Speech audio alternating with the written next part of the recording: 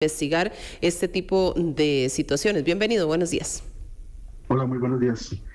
Sí, el asunto con el tema de los fármacos en el ambiente es que no es una situación nueva tampoco. Los fármacos son considerados contaminantes ambientales de importancia desde hace más o menos 25 años.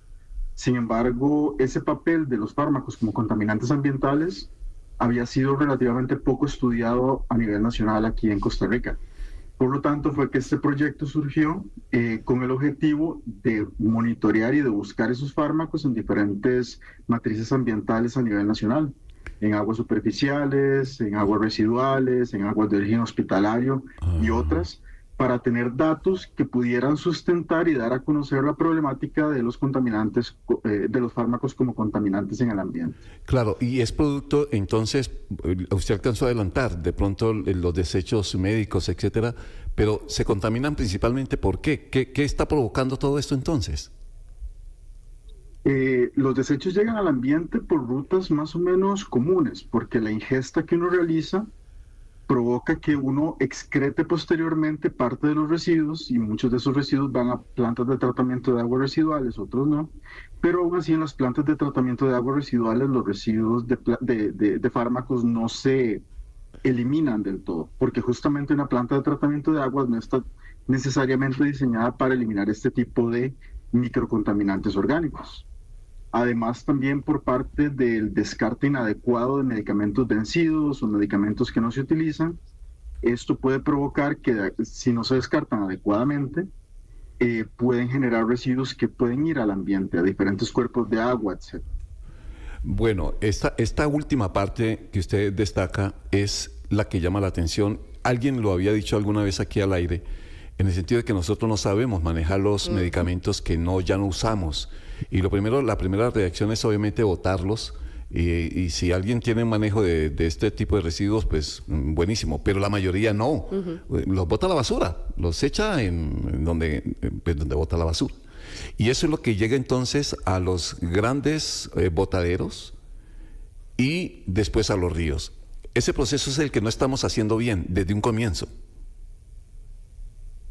Correcto, sí, tal vez la parte inicial que se debe realizar es concientizar a la población de que de que los residuos de fármacos son contaminantes ambientales y que los efectos que pueden tener son sobre muchos organismos de los ecosistemas sobre los que no tenemos tal vez la conciencia de que estamos afectando. Entonces, una vez que se han reconocido los fármacos como contaminantes, ya es tener esa conciencia de que tienen que descartarse de forma adecuada.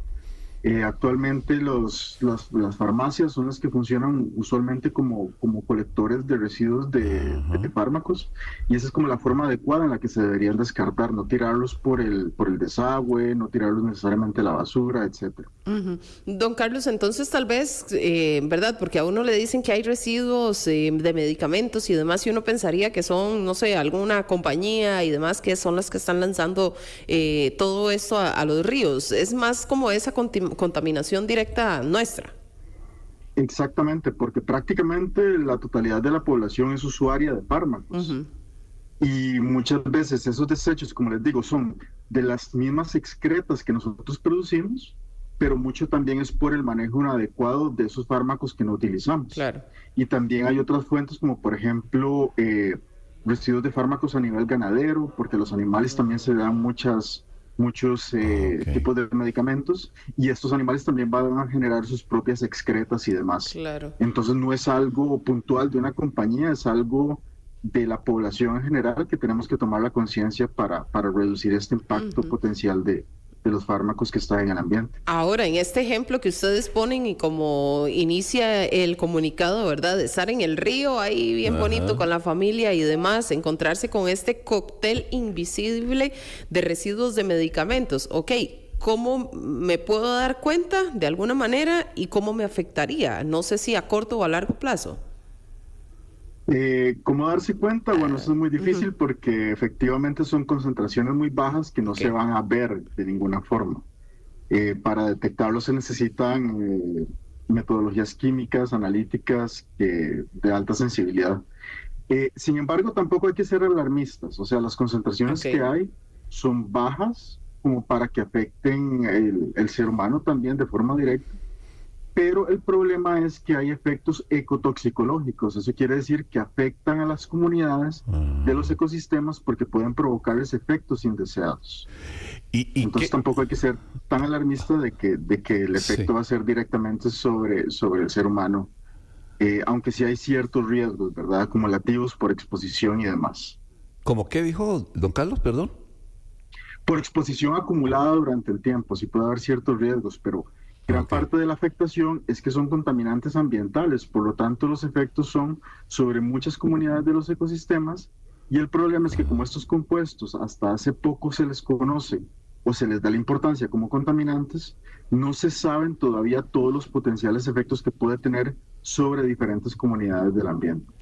¿Qué medicamentos? Estaba leyendo en el documento, por ejemplo, el acetaminofén, que es de tanto consumo a nivel nacional. De estos que se consumen mucho, ¿cuáles son los que tienen más presencia en este tipo de contaminación?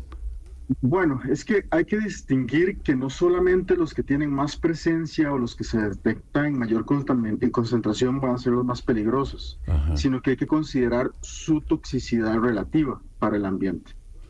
Entonces, por ejemplo, el acetaminofén es un compuesto que se consume muchísimo, que es de venta libre y que también está en altísimas concentraciones, relativamente altas concentraciones. Sin embargo, sus parámetros toxicológicos también hacen que sea considerado como uno de los compuestos prioritarios. Pero también encontramos algunos antibióticos que son de consumo mucho más regulado, porque en principio los antibióticos en nuestro país solo pueden ser adquiridos bajo receta médica, pero que a pesar de que se encuentran y se detectan en concentraciones un poquito más bajas, sí tienen toxicidad más alta. Eso hace que sí entrara en esta priorización que nosotros realizamos a partir de los hallazgos del monitoreo ambiental. Pero también tenemos fármacos de diferentes grupos, ¿verdad? No solamente antibióticos ni analgésicos, también hay algunos reguladores lipídicos y demás. Bueno, aceptando, don Carlos, que no es para alarmarnos tanto, pero sí que debemos hacer. Que la recomendación de ustedes, ya como los investigadores, ¿qué recomiendan entonces a todo nivel, a nosotros como ciudadanos, a nosotros como medios de comunicación, a las empresas, a los hospitales? No sé, recomendación final. Sí, yo creo que la primera va a la comunidad en general, la población en general. Primero, tomar conciencia del potencial riesgo ambiental que generan los fármacos.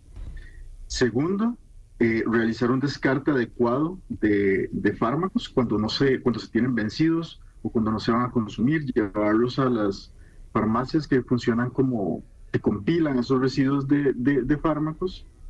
Y otra recomendación, por ejemplo, sería no sobredosificarse con la compra de fármacos, no tratar de consumir los fármacos de acuerdo con las recetas que te indica un profesional en salud. Muy bien, Porque claro, mientras más sobredosificación, mientras más compra se hace, mientras más uso se hace, más residuos se generan. Entonces yo creo que lo primero viene de la responsabilidad de cada uno de nosotros como usuarios de medicamentos. Pues qué interesante haber conocido de este documento el doctor Carlos Rodríguez, que es investigador de la Universidad de Costa Rica. Muchas gracias por atendernos esta mañana y explicarnos un poco el resultado de este estudio. Muchas gracias por el espacio. Que me le vaya muy bien. Entonces, el estudio elaborado por el grupo de